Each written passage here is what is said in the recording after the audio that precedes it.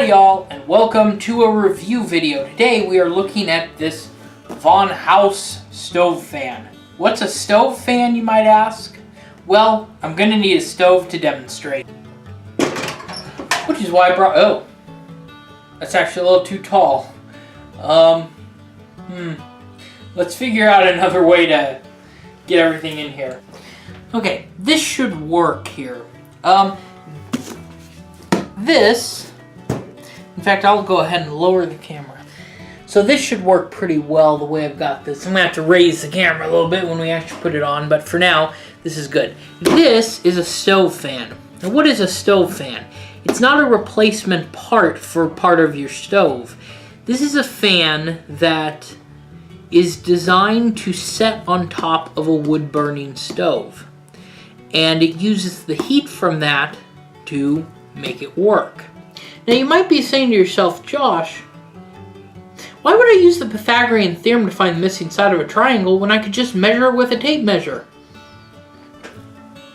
I don't know. They never told us that either. But what I can tell you is why I bought this. If you know what a stove fan is, you know it's kind of a heater more than it is a fan. It's designed to move hot air. I live in a desert, so what's the point? Well, this is actually going to be part of a project video coming up here soon. I'm going to be using this to build something else, which is why I'm doing an unboxing of it now before I've started tearing it apart and changing it. For now, though, we're just going to look at it as what it is, a stove fan. Now, before we do anything, I'm going to start off by saying these are notoriously famous for not lasting long. I think that's because people tend to put them on stoves that are too hot. Most stoves get like 500 degrees. I think this is only made to withstand 300 and something. It's not going to be an issue for me because of what I'm going to use it for. And again, I'm not going to say what I'm using it for now. You can check out the next project video. It's going to be really cool. It really is. It's going to be kind of retro, but it's going to be useful as well. Of course, anytime you unbox something, you should always grab a screwdriver instead of a knife like an intelligent person would do. I don't know why I grabbed this. I don't even need a screwdriver for anything. Oh. And that's why you use a knife and not a screwdriver. Oh.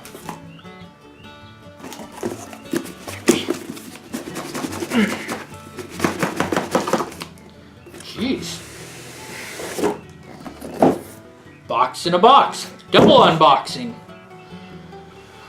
Man, if it was boxers in here, it would be a triple unboxing. Hopefully there's not another one. No, I see stuff. Stuff that isn't a box.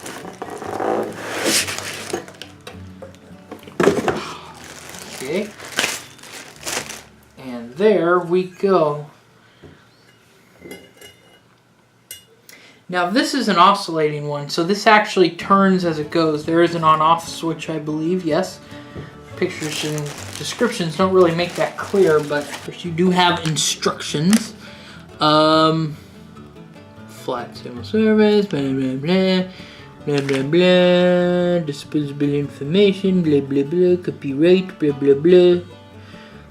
See, when you put on a stove, it's supposed to go on the sides. Most people put them in the middle where it gets the hottest, so it works the best.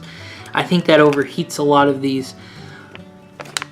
Oh, and in case you're wondering, this is the 14091, apparently.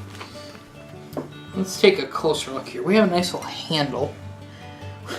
In fact, actually it looks like these are just kind of, oh yeah. This just comes off.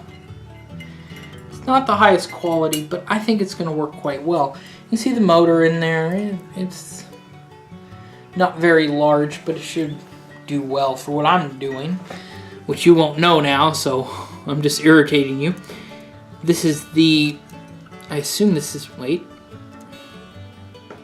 Ah, yes, okay. A lot of pressure. Oh. So that's how you turn the mechanism on and off. not the motor. The motor is just going to be on when the fan gets hot. And you can see the wires coming down here, and they come to this. This is a little heat sink, and basically what this does is this produces electricity when it gets hot. It's sort of like a solar panel, only instead of light, it uses heat. This sits on the stove. There's a label down here. I assume that's a heat-resistant label. It's not going to matter because this piece is going to be gone once I'm done. And then the heat sort of travels up here. Now, another flaw with this is that a lot of this is plastic in here. This is aluminum, I believe, but this is plastic. While this is the main part that gets hot, and up here, there is heat rising, so this is being exposed to heat as well, which is probably another reason these don't last long. How I'm doing this, what I'm going to use this for, it shouldn't be a problem. Now, a lot of people said the blades... A lot of people have said that these are quite noisy. I see what they mean. It's quite a noisy little motor.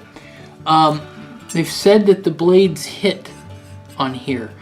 And I actually see a couple spots where it looks like maybe when they tested it, I don't think that's coming through on camera, but it looks like it might have scraped. Hopefully it's been fixed. If not, we'll just bend it ourselves.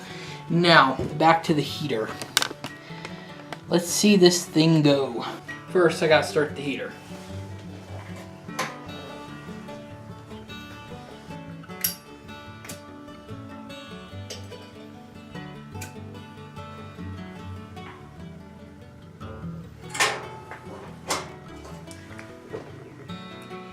In theory, I should just be able to set this here, and it should start spinning if it actually works. So, let's do a jump cut.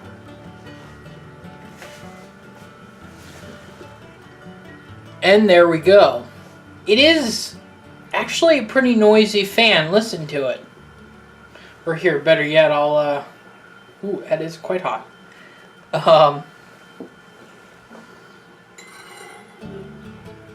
Get closer to the mic.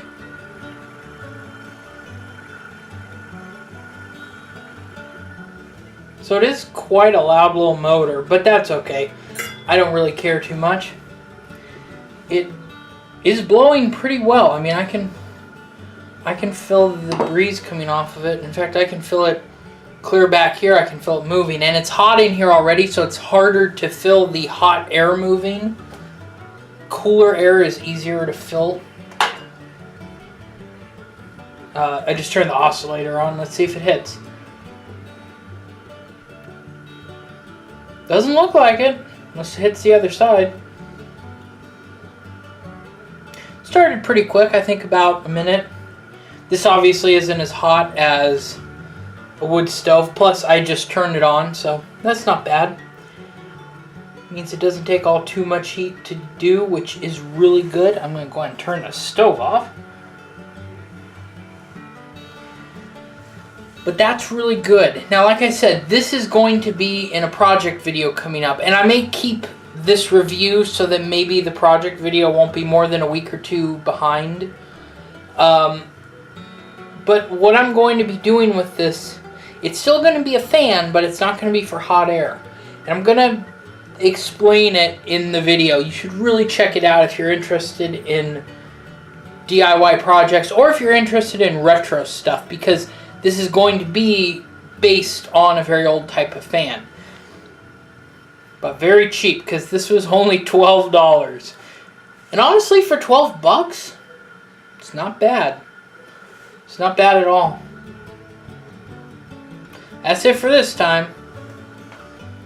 Happy trails.